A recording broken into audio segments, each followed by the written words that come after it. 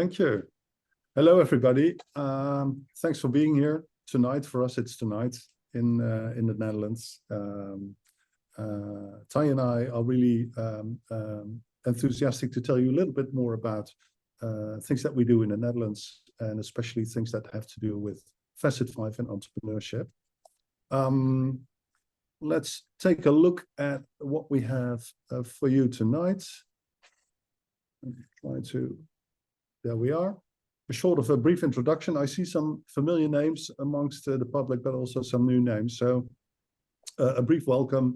Tanja and I are the co-founders of Human Collective, and we are the Dutch Facet 5 partner.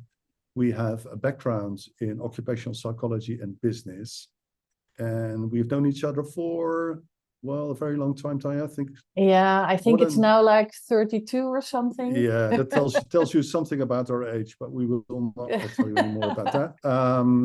Yeah. We've prepared an introduction about entrepreneurship and Facet 5, also telling you something about a case study that we've done. And basically the idea is to present you with some slides, and in between, Tanja will ask some questions, and the idea is that you might give us input through the chat if you want to. And at the end of the presentation, there will be a Q&A, a live Q&A, in which you can turn on your microphone and ask all the questions that you want to ask. So great that you're there, and let's kick off and see what it's all about. Today's subject is entrepreneurship, and there are many definitions, I think, of what an entrepreneur is, and I think we all have examples of entrepreneurs, very famous entrepreneurs. So that is what we will be talking about. We will also take a look at how to predict success as an entrepreneur, which is a challenge, I can say. And we will discuss a business case in which we try to do this. And finally, we will try to see if we can apply the learnings that we had into a broader perspective about entrepreneurship in organizations. So basically, this is what we will be looking at. So what is an entrepreneur? I decided to look it up in the Cambridge Dictionary, and this is the definition that they gave. So a person who starts his own business, and it has to do with seeing opportunities. Interesting would be to think about the characteristics that an entrepreneur has. Yeah, so yeah, and of course, well, both Michiel and I are psychologists, and I'm not really sure about your backgrounds, but you must all be people experts. So we would like to know what kind of personality traits make up a real entrepreneur or a successful entrepreneur. So we were just wondering, what do you think that are the necessary personality traits of an entrepreneur? And please share them in the chat. And let's see what you think.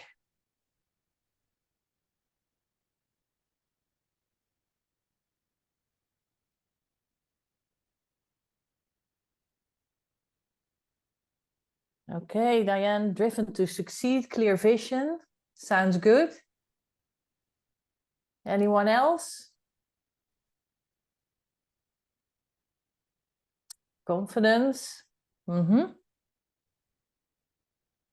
Yeah, ability to navigate uncertainty. Yes, of course. Yeah.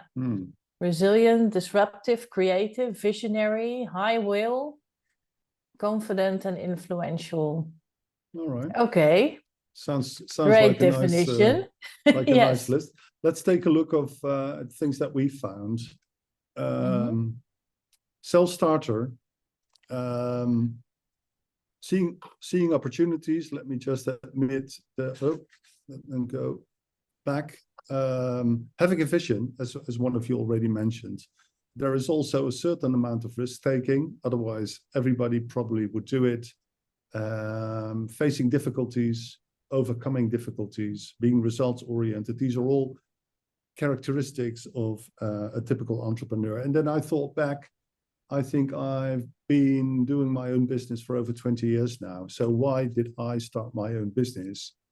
And I think some of it has to do with an issue that I have with authority. So I don't like other people to tell me what to do. So I thought, if I start my own business, I can be the only person deciding what we'll do, what I will do, and what I won't do. So that for me was an important starting point. But also, I think I have something to tell clients, and in some cases, I like to give advice on how they should act in certain ways or the choices that they should make. But for me, freedom in how I spend my time and what kind of projects I do, I think is most important. Tanja, anything for you that strikes you? And why did you start as an entrepreneur?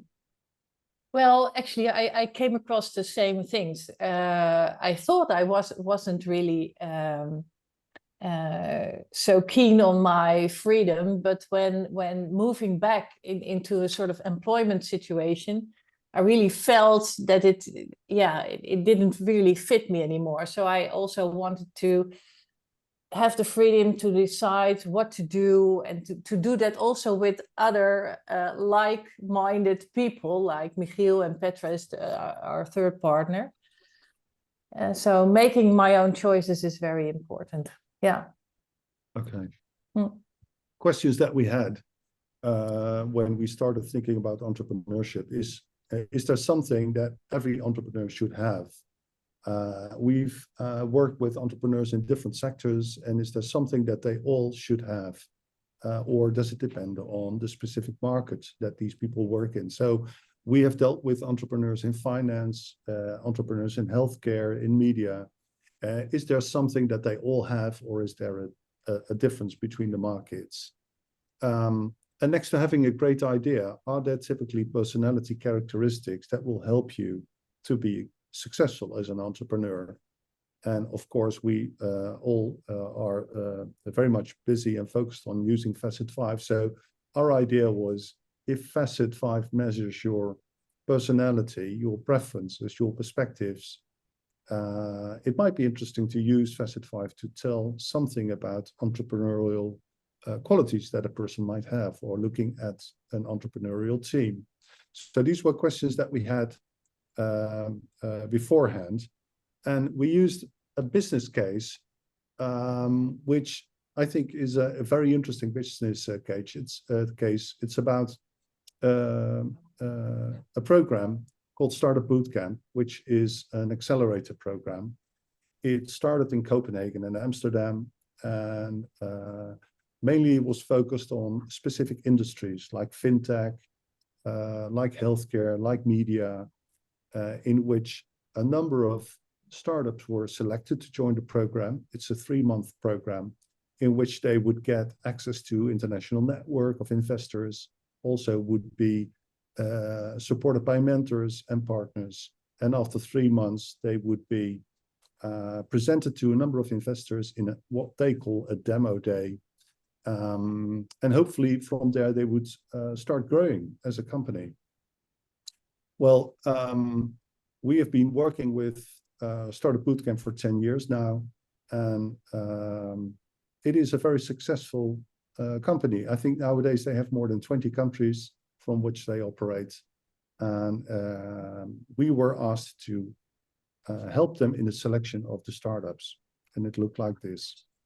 They start with hundreds, sometimes thousands startups. They go through a pre-selection process, which is mainly online. But also before that, they were visited by a number of people from Startupbootcamp. And actually, 20 startups would be selected to join the 2-day selection program in Amsterdam. And in this 2-day selection program, they would be focusing on specific things that had to do with the product. There would be product experts available. There would be people who know the market very well. There would be people also asking them questions about finance, about traction, interest from the market, but also as their experience as an entrepreneur. And finally, 10 or sometimes 11 startups would be invited to participate in the program, in the 3-month program, and they would get certain funding in exchange for share options that would go to Startupbootcamp. And the idea is that they would grow in these 3 months and after these 3 months, but some of these startups fail. So they have been going through a very extensive selection program. talked with a number of experts in their field, and still they fail. And the question that Startup Bootcamp asked us is, why do these startups fail? Yeah, so let's pick your ideas here a little bit. So I was just wondering, do you have any experience with startups or with new entrepreneurial teams? And maybe you can put it into the chat. Why do some of those startups fail? Perhaps in your experience or just your thoughts about it. What kind of reasons would you think are there?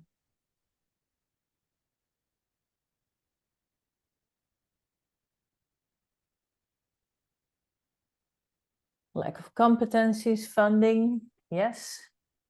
Relationships, yes, of course. Lots of ideas, but not so much focus. Yeah, that's familiar. That's familiar, yeah. Leadership, yeah. Some founders find it hard to relinquish control to a widening team. Good one, deep one. And not knowing their numbers, yeah, true. Yeah. All right. Okay, thanks. So there are plenty of lists available on the internet. If you look up why do startups fail, and we've sort of put together the top 10. The first one would be no market need for the product. So you have this great new product and you feel really enthusiastic about it, but actually nobody's waiting for what you have to offer. Running out of cash sometimes is an issue. Not having the right team can be an issue, and right team can be about the people with specific expertise that you miss, or people with specific characteristics or personalities that don't go very well together. One is getting out-competed. That is something that a former colleague of mine ran into, who started up something and finally ended up with competition like Google and Samsung, which was huge, and they have much deeper pockets than the typical startup. Cost issues might be relevant. The quality of your product might be relevant. What we often see is lack of a business model. So knowing for which clients you want to go, knowing what prices you have to charge them, what your margin will be, or mistimed products. So these are all typical things why startups fail. And if you look a little bit further, people like Patrick Lencioni, whom I think is a great inspiration for the teamwork that we do, they say the team is the ultimate competitive advantage. So it's not about the technology, it's not about the strategy, it is about the team. And if you take a closer look, you will see that 23% of all startups failing has to do with team issues. I think this is a stunning number. And the question from Startup Bootcamp was, help us to identify these issues before they become an issue. And they did two things. They did something new, which is called pre-mediation. So this means that before a problem actually arises, every startup that joins the program will go through a pre-mediation program. So if there are any difficulties, they are identified really quickly at the beginning of the program. And the second thing was that they asked us, could Facet 5 predict some of these failures, some of these risks that we take, because there's a lot of money involved in participating in a program like this, and their return on investment is very important. So our idea was that a minimal investment of time and money at Facet 5 could really help them to not run into trouble later on. I do recall the first time that we met, but first, what did we actually do? So we thought if entrepreneurship is about certain preferences, certain characteristics, you should be able to measure these. And we decided to use a combination of Facet 5 and Teamscape, focusing both on the specific characteristics of team members, but also the makeup of each team. And with the makeup of each team, we mean the differences between team members, the specific role that a team member might have. So for instance, this very high-tech CEO who discovered this great new technology thing might ending up being the one who would be talking to clients or to the market or investors, when in fact this could be a very introvert person.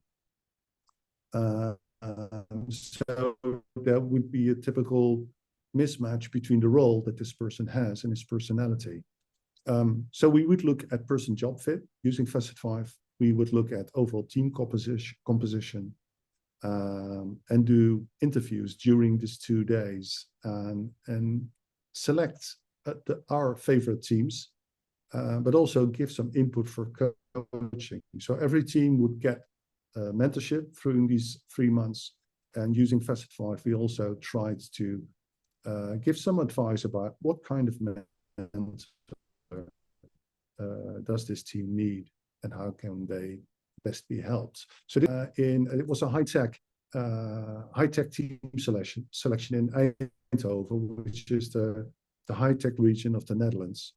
And we did 2 days with interviews, discussing teamscapes, giving feedback on individual profiles. And at the end of the 2 days, the jury comes together, and these were people working for banks, working for investors. They were all very finance and marketing driven. And me and my colleague, we were there, and we sort of felt like, this is interesting. Usually we deal with other types of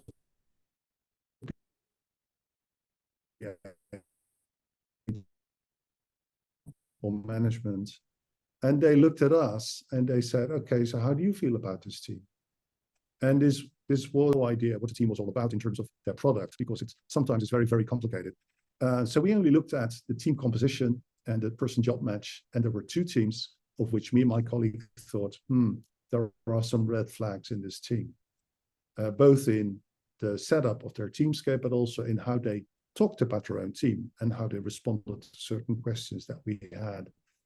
And I do recall the jury deliberation, and they said, okay, thank you for your input, but we will still go ahead with these 2 teams. And 6 weeks after that, halfway the program, both teams had fallen apart. And then they said to us, this is interesting because you see things that we don't. And then they decided to incorporate Facet and us and some of our colleagues in the program.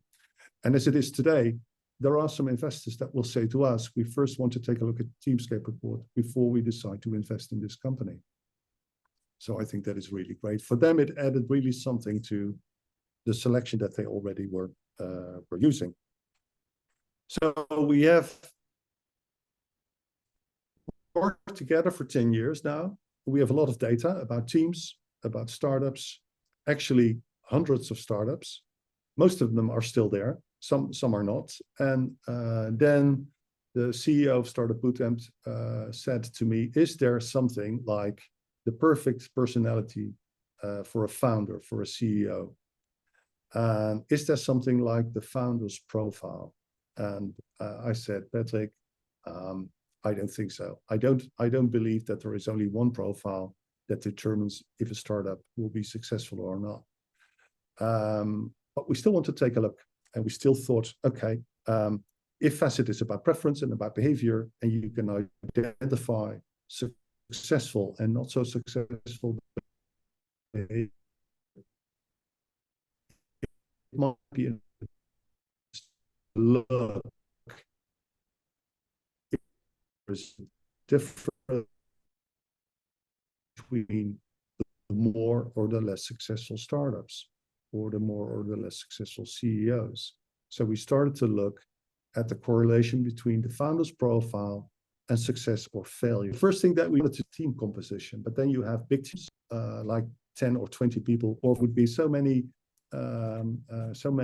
different characteristics, statistically impossible. So at first we started to focus on the founder's profile and to look for the typical founder's profile. There were 2 things that we could do. We could look at the scores, the specific scores of these founders, but we started to look at the families, at the Facet family types. So most of you know about what Facet families are. facet describes your behavior, your preference, and it sort of paints a picture of the typical person like you, which is called a family. I always call families sort of prefab profiles of a person that looks like you, sometimes looks very much like you, but not exactly, a bit like a sibling or a relative that looks the same. So we have 17 family types in Facet.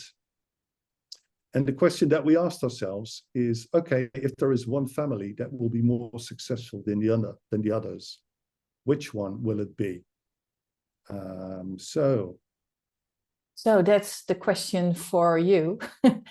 Well, actually, especially for the Facet 5 practitioners in the room. We were just wondering whether you could already predict the outcomes of our research.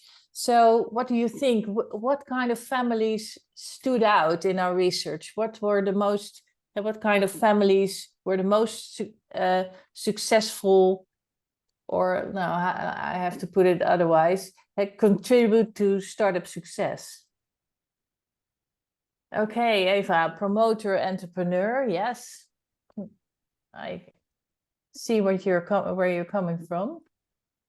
Some other ideas? Advocate, entrepreneur, promoter, generalist. Okay. Yeah. Perhaps some others. It depends, Girata. It depends on what. Yeah. What do you think? If I can comment, can you hear me? Yes. Yeah. Yeah, I saw a super successful specialist manager and founder in a very specific area like lasers and so on, high tech. So it depends. Or I had a super successful explorer, and I remember pushed to start the business, and already for 10 years successfully is operating and growing. It depends. Yeah. Okay. Right. Well, let's take a look.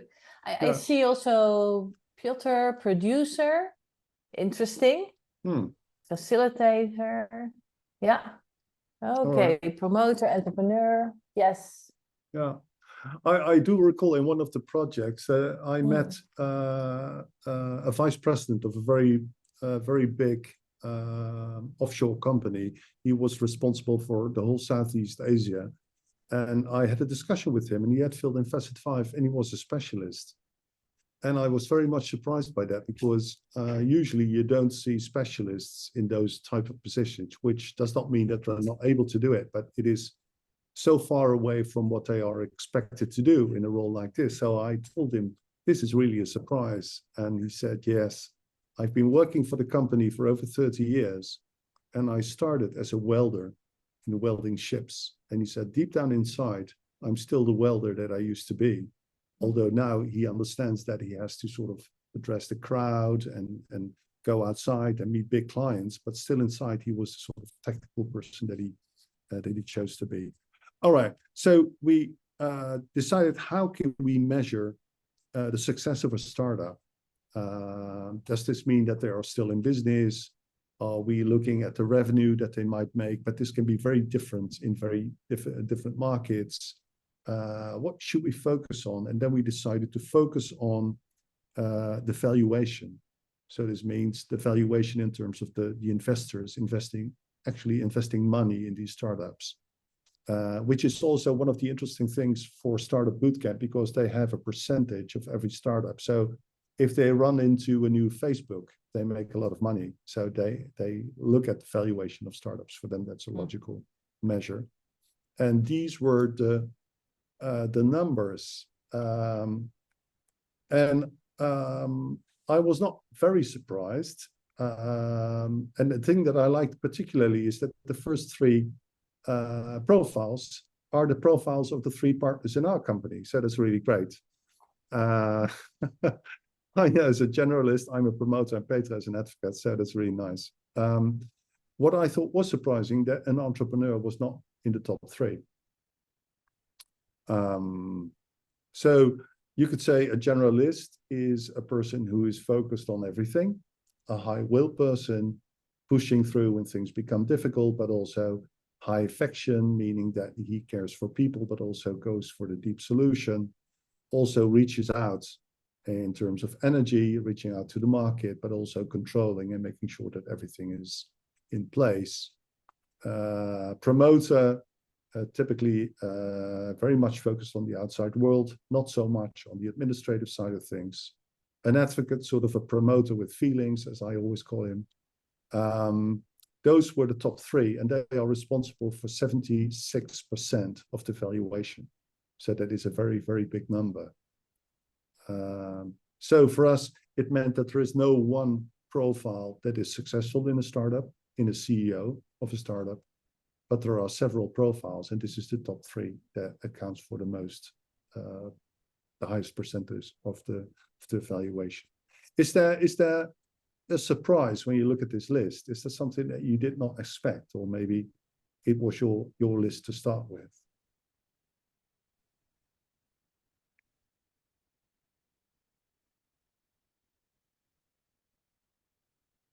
A lot of people mentioned promoter, advocate, also the generalist. Yeah. But also, what did I see anymore? Facilitator. All right. Yeah, Okay. somewhat. So if you look at a startup in the beginning, really the startup phase of a company, it is about high will, high energy, sometimes also about high affection, I think. And very often we get the question when we grow as a team, what kind of person should we add to the team? And usually I say things like, this will be a person that you will not particularly like because they will force you to build a process. They will force you to do something about administration and detail. Typically a sort of, COO-like profile or a producer-like profile. So many startups are focused on going from 0 to 1 and not so much on going from 1 to 100. So they are really focused on the first phase of starting up. So this is the list for the most successful startups. There is also a list for the least successful startups. So which family type would be on top of the list of the least successful startups? Anyone?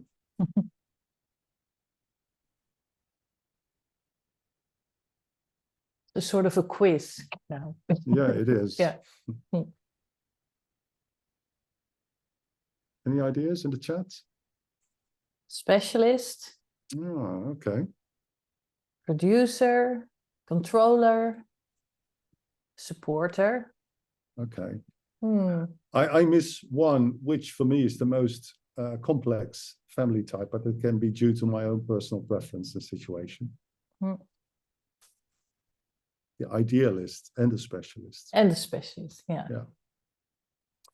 So this does not mean that if you're an idealist, you should not start up a company, or if you're a specialist, you cannot be successful. But if you take a look at the typical CEOs of the failed startups, this is the list that we work from. There are still generalist advocates and promoters among those, but not as many as in the successful startups.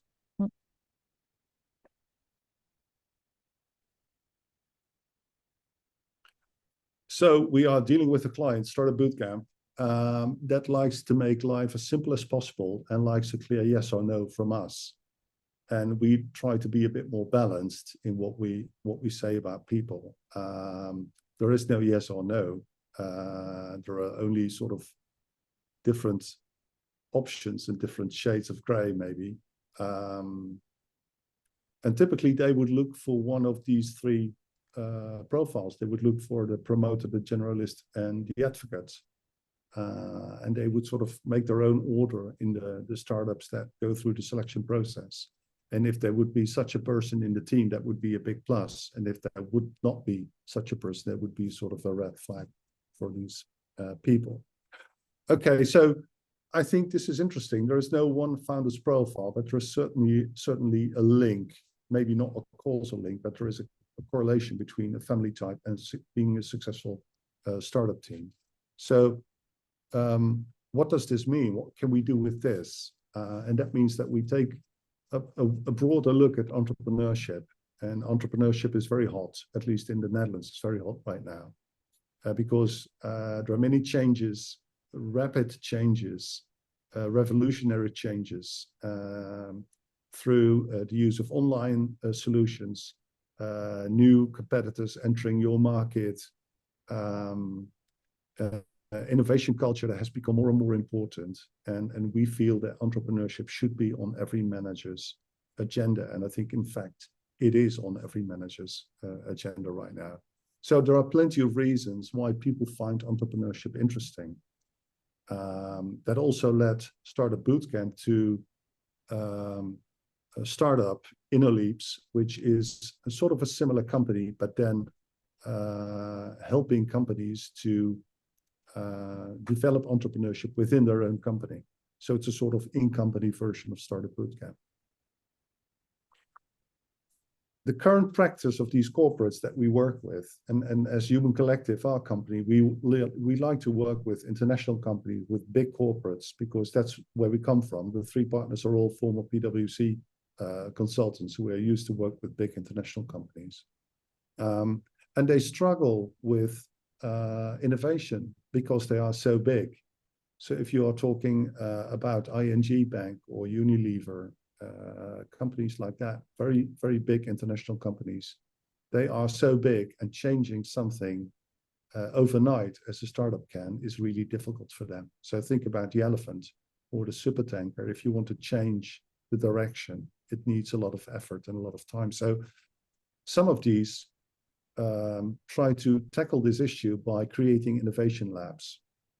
And innovation labs are sort of putting people together with a certain characteristic, usually high energy, usually low control, a revolutionary approach, putting them in a team, sometimes also on an external location, far away from headquarters, and then asking them to behave as a startup, or using external help, external guidance for them to be a startup within the bigger company.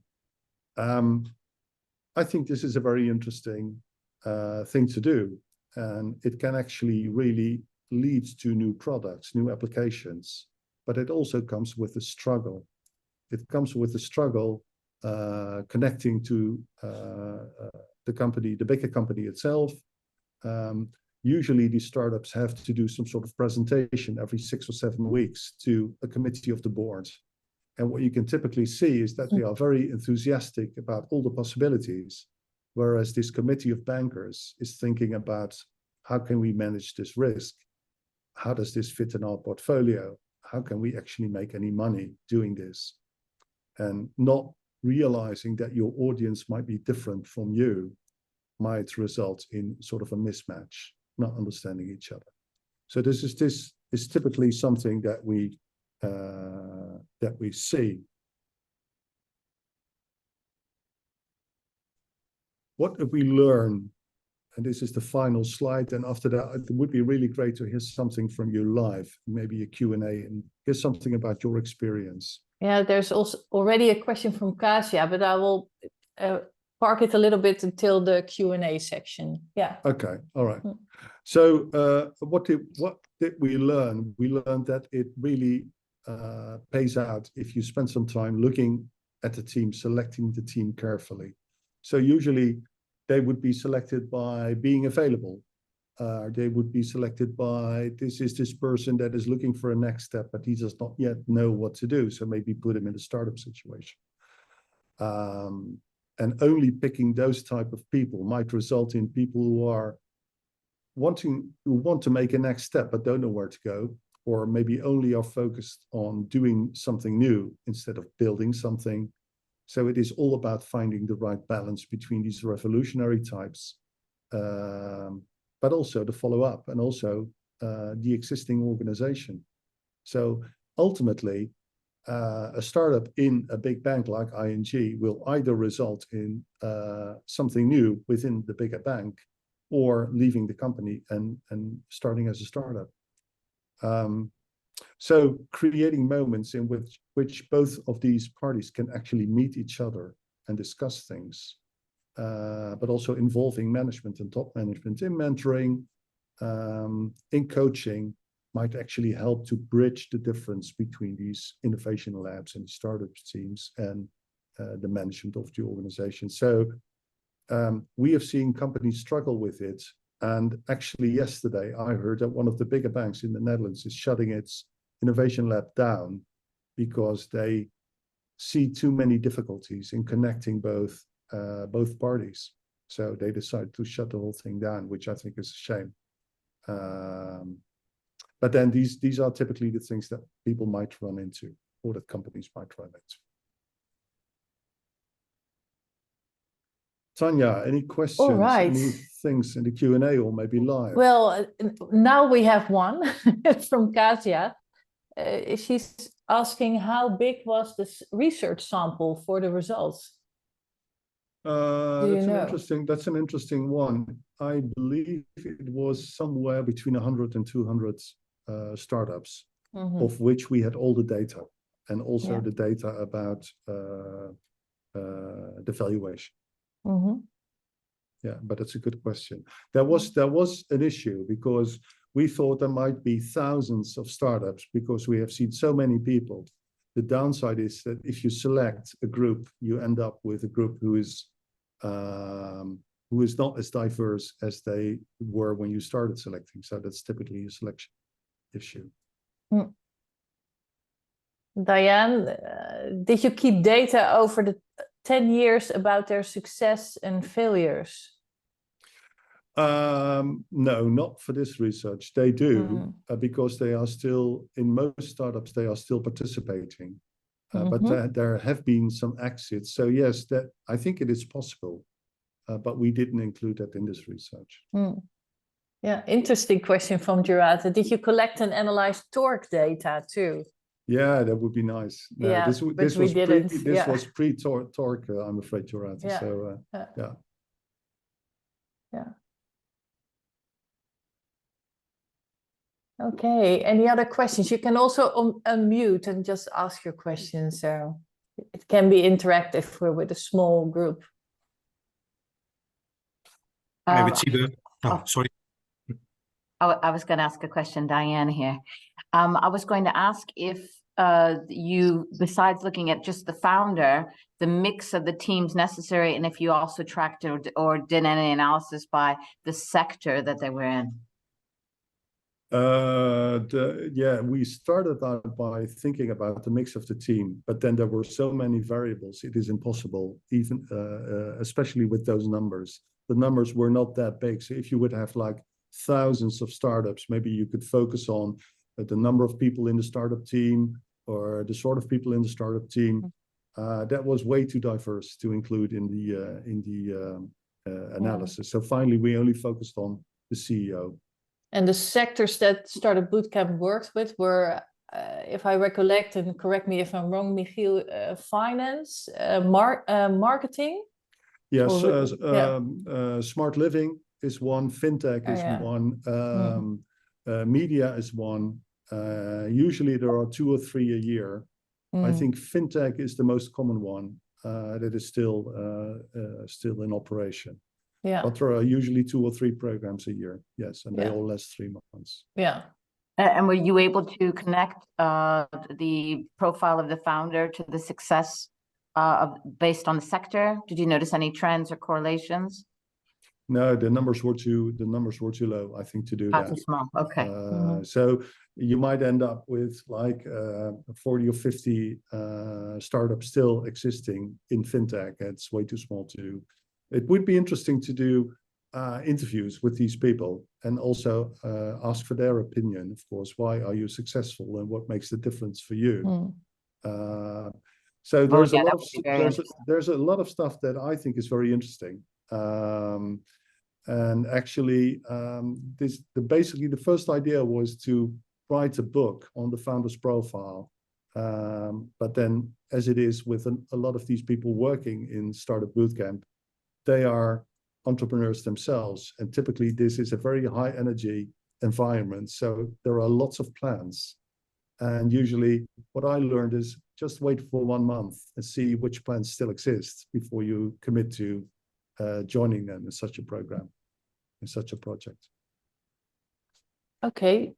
I saw that Siebe, you had a question. Yeah, it's a different one. You mentioned the innovation team within corporates and within consulting firms, etc. Do you think what do you think are the differences between an innovation team that is set apart with an own building and an own budget, etc., in a corporate environment versus the start scale up, which has collected the 1 million and growth from 2 founders to 30 people in 3 or 4 years? Yeah, well, there is a difference. Usually, the difference might not be in the terms of the personalities of the people working there, but the difference is that if you are working for Deloitte, as you are, and you are in a startup team, if you fail, you don't have to sell your house or you don't have to look for a new job. So if your startup fails, that's a whole different cookie, as Louis van Gaal would say, our famous Dutch football coach. So I think it would feel different if you're all in, as some of these startups are. The stress level, I think, is much higher than when you work for a big global company. Yeah. I think that would be the main difference. Yeah. Yeah. Okay. Are there any other questions or perhaps some experiences that you have yourself with working with startups or innovation teams? You mentioned, Michiel, that they start a lot and they don't always finish it, or maybe they keep starting up. But my experience is that they don't care, that they are keeping starting it up. They think, well, one of them will fall through, so I just continue the way I am, and the rest of the team has just fall in line with my own thoughts. Yeah, that's true sometimes, or it's sort of a shotgun approach. So if we have a lot of them, one of them will be successful. There have been very successful exits and sometimes very unexpected successful financial exits. So yeah, that's true. Yeah, and I think it is also a bit due to the culture of people starting something up that's very new. They get subtracted by new things coming along, or they are focused more on starting up than really building a bigger company. Yeah, I think both things are true. Yeah. Okay. I see a question of Piotr. What was the typical size of a startup team? How many people were involved? It depends. If you have a startup team with a tech startup team, you might have a number of developers, which would usually not be part of the group going to Amsterdam. So one of the things that Startupbootcamp found very important is that there is the core team is in Amsterdam for the 3 months, 3 months program, and usually the minimum number for the core team would be 3 people. And if it would be less than 3, it would be physically impossible to attend all the different things that they had to offer, and you would not get the maximum out of it. So it would depend. I think the smallest one would be 2 or 3. The biggest one could be up to 40 or 50. But then usually there would be groups of developers or technicians working from East Europe or Dublin or somewhere else. So we only focused on the core team and not so much all the others in the startup. Okay, I'm being mindful of the time. I think I see an interesting quote of Alison. She said, well, I definitely have seen the issues of founders not liking the process-driven personality. So I guess you mean the high control people, however important they might be, creates a lot of tension. Yeah, actually what we see is that the control people come in when it comes to scaling up. So being able to move to the second phase, actually. So yeah,